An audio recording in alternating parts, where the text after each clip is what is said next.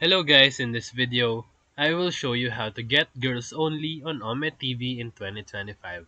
Step 1. Open your Ome TV and allow your camera and mic access. Step 2.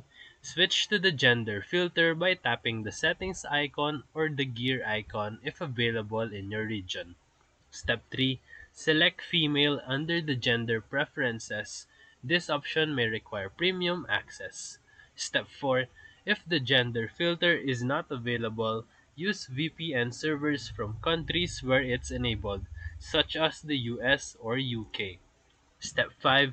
Use keywords like female only in your profile bio or interests to increase the chances of matching with girls. Step 6, the last step, be respectful because Ome TV bans users for inappropriate behavior or misusing filters. This guide helps you adjust your preferences and improve your experience on this platform.